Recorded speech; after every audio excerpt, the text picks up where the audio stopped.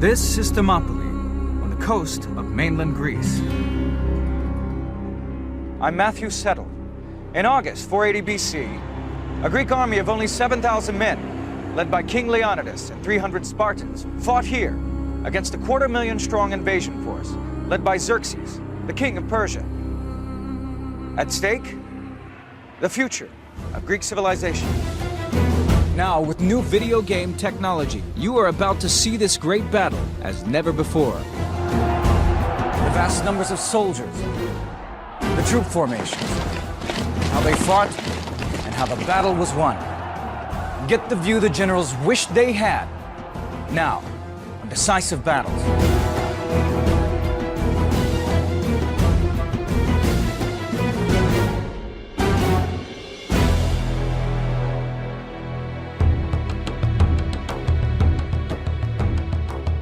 2,500 years ago, Greece was not a unified nation. It was a collection of independent city-states like Athens, Corinth, and Sparta, each with their own laws and systems of government.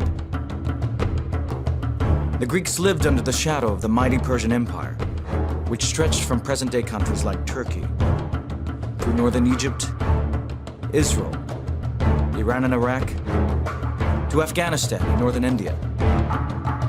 2/3 of the known world. But even this was not enough for the Persian king Xerxes. He wanted to expand into Europe. Greece was the gateway. 10 years earlier, his father Darius had been defeated by the Greeks at Marathon. Xerxes was determined not to suffer the same fate. He gathered a huge army from all corners of his empire. 250,000 men set out for Greece. Xerxes' expeditionary force to try to conquer mainland Greece was the mother of all expeditionary forces. Nothing like this had really been attempted before in the history of ancient warfare. In 480 BC, Xerxes crossed the Hellespont and moved his army down through northern Greece, while the Persian fleet sailed along the coast. City after city fell. Xerxes was a pretty fierce sort of guy. He wouldn't stop at anything to achieve his aims. But Xerxes' goal was Athens. The Greeks had to stop him at all costs, and they had to do it here at Thermopylae. Otherwise, he would have a clear run to Athens.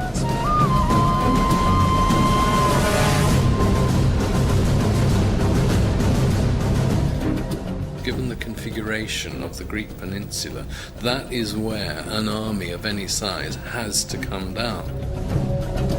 Thermopylae was the obvious place. The Greek name Thermopylae means hot gates. The place was famous for its hot springs. With high rugged mountains on both sides, the narrow pass was easily defensible. But it was also the gateway to Greece.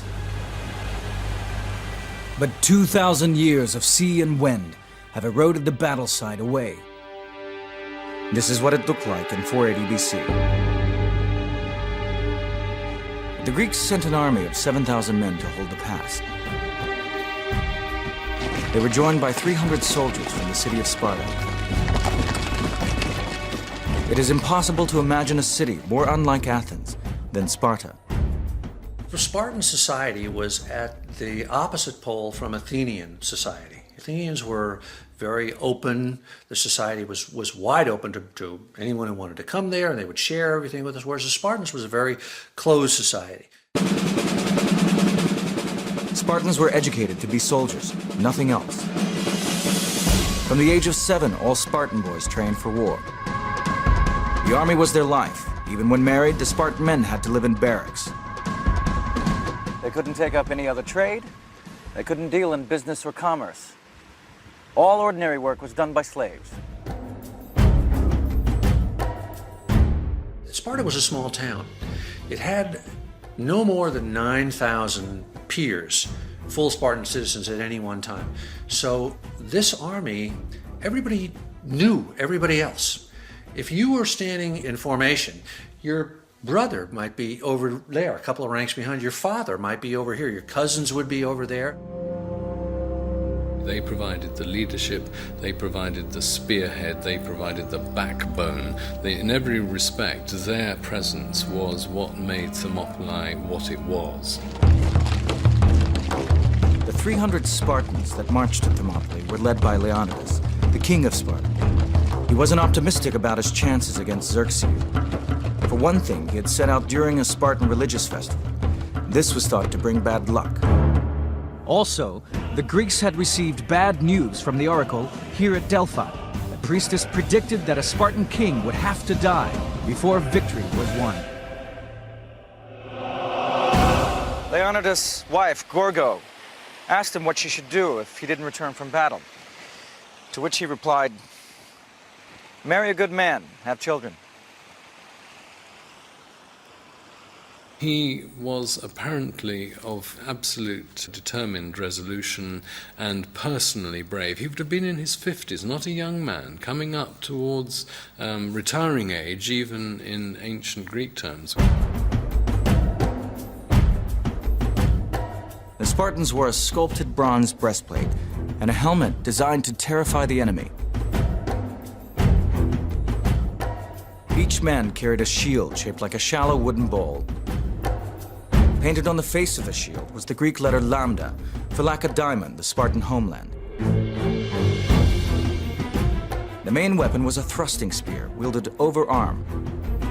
8 foot long with an ash shaft, a leaf-shaped iron head, and a bronze butt spike. In close combat, they drew the short sword, the xiphos. By contrast, King Xerxes' Persian army was lightly armed. These men were trained for fast-moving warfare on open plain. Xerxes relied heavily on the Medes, who were deadly archers. The pride of place went to his elite band of 10,000 immortals. The immortals were the cream of the Persian army. They were recruited as an elite. The term immortal was the Greek one, which they used because they believed that every time one of the 10,000 was killed, instantly in reserve, there was another guy waiting just to step into his place.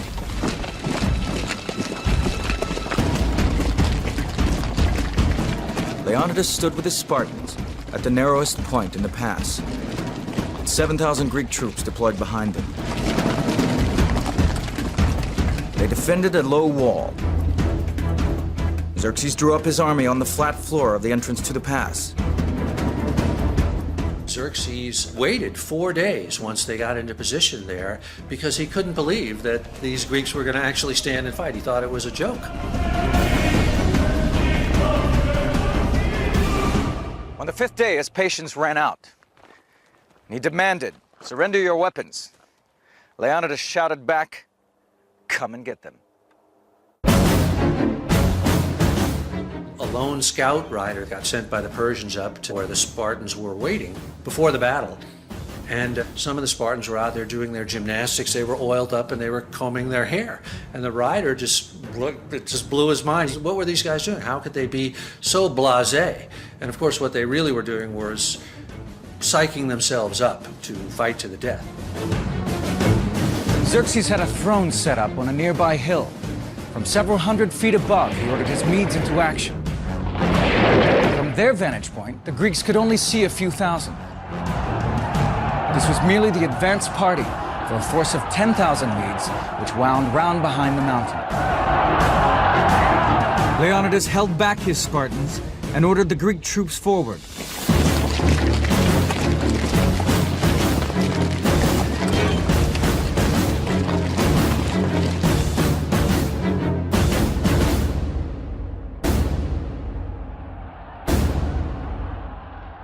The Battle of Thermopylae had begun.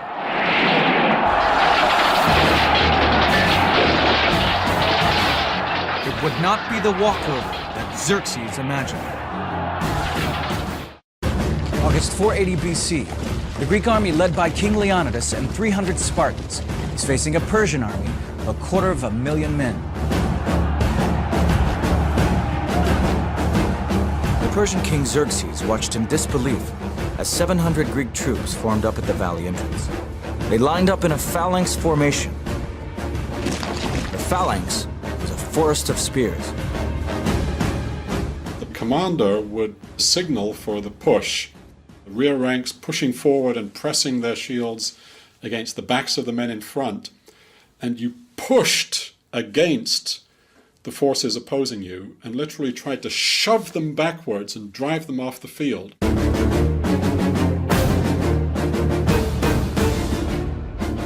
They trained their whole lives for this moment. This phalanx was 18 men deep and 64 across. Their shields overlapped like the scales of a serpent's back, virtually impenetrable. The first three ranks lowered their spears and rolled forward towards the Medes. In contrast to the Greeks, the Medes were lightly armed. They carried light wickerwork shields and spears. Before they advanced, the Mede archers fired a volley into the phalanx.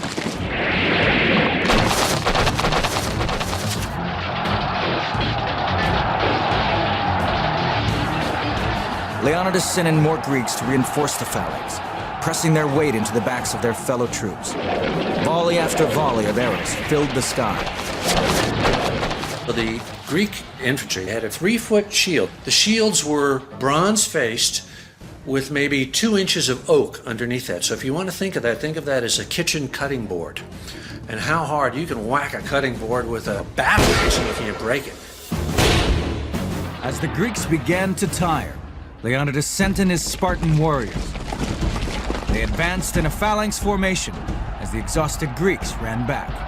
As they would advance, they would be talking to each other and inspiring each other, encouraging each other to advance while these other people are advancing towards you. I mean, as each step got closer and closer, the terror must have been unbelievable. The highly trained Spartans slaughtered all in front of them. The Medes saw that their own weapons were useless, and in desperation began grabbing at the Spartan spears. And now the Spartans drew the Xiphos, and the real butchery began.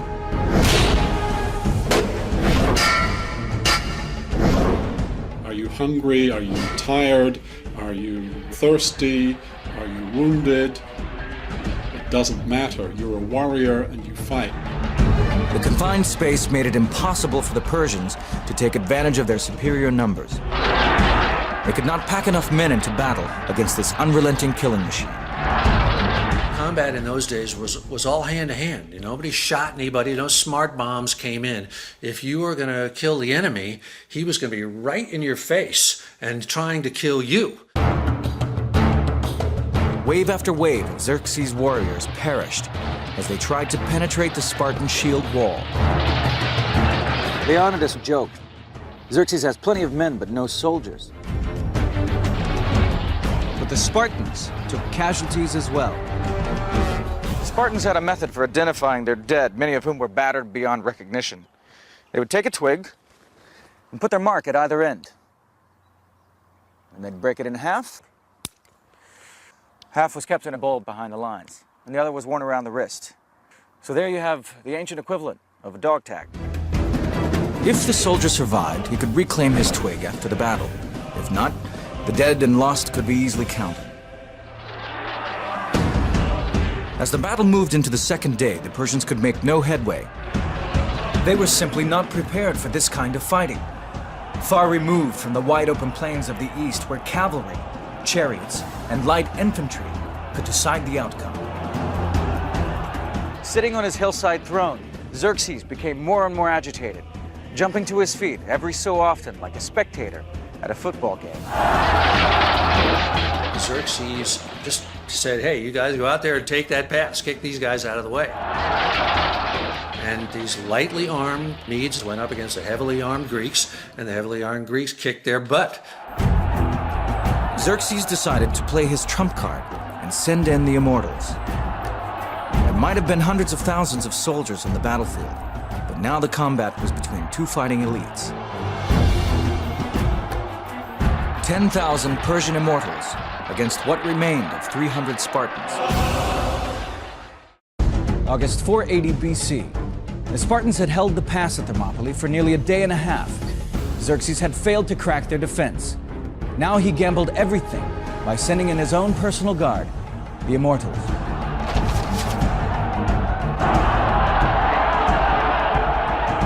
They were a magnificent sight. They carried bows, spears, and short daggers.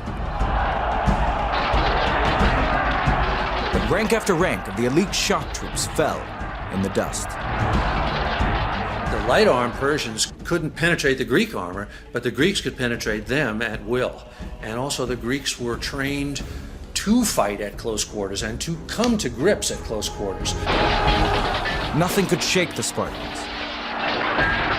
Xerxes needed a miracle, and it came from an unexpected source. A Greek trader, Ephialtes, seeing a chance to get rich quick, crossed over to the Persian camp. He told Xerxes about a pathway that wound around the mountainside and came out behind the Spartans. The name Ephialtes has entered the modern Greek language. It means nightmare in modern Greek. Ephialtes is today a nightmare. Under cover of darkness, the Persians filed up the track, and on the morning of day 3, emerged behind the Spartans. Leonidas had been outflanked. He knew this would be his last battle. To avoid unnecessary casualties, he sent the rest of the Greek army home. The Spartans would stand alone. It must have been an amazingly emotional moment as men were walking out, brave men, knowing they were going to live, while others were walking up to the front line knowing that they were going to die.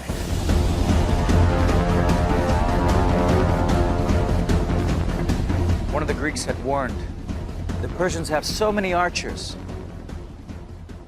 that their arrows will blot out the sun. Well said the Spartan Dionychus, we will fight in the shade. This was Spartan wit. And when somebody says something like that, you laugh and fear goes away. Leonidas was more somber. He ordered his men to breakfast, saying, "Tonight, we shall dine in Hades." As the battle recommenced, the Persians closed in from both sides on the tiny band of Spartan survivors. But the Spartans, with nothing to lose, fought like demons. The Persians suffered heavy losses. Then Leonidas fell. His Spartan soldiers rushed forward to save his body from capture and mutilation.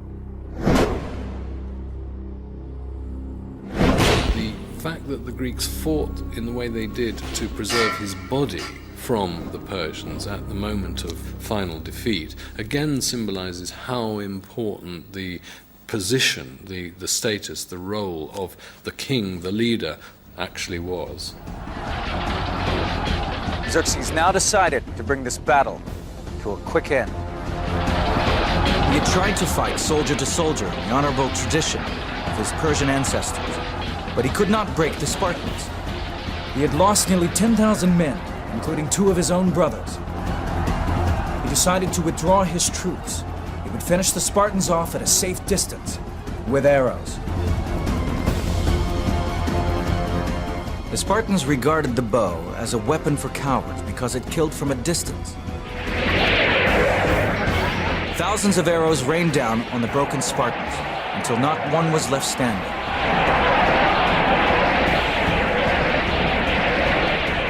They were finished off by the weapons they despised most. A furious Xerxes ordered his men to find the body of Leonidas, and once they'd found it, to cut off his head and stick it on a pole. The Spartan king had made him pay a terrible price for victory at Thermopylae.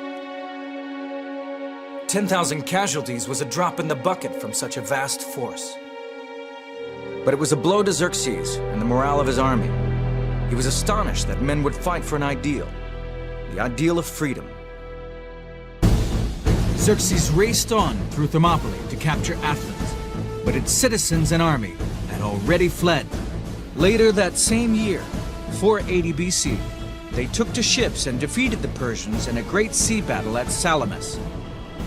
Xerxes' grand scheme was in ruins.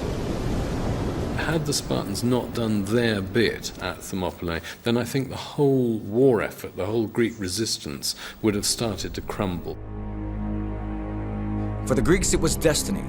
A Spartan king had died, a Persian king had been defeated, just as the oracle had prophesied. All kinds of great civilizations that vanished, that left incredible monuments, but the Spartans left nothing. But what they left, just by their actions that one day, is more indelible and is still living today. For the people of Greece, the courage and heroism of Thermopylae had sent a message of hope and pride. The 300 Spartans would never be forgotten. A grateful Greece paid the poet Simonides to compose their epitaph. Go tell the Spartans, stranger passing by, adhere obedient to their laws. We lie.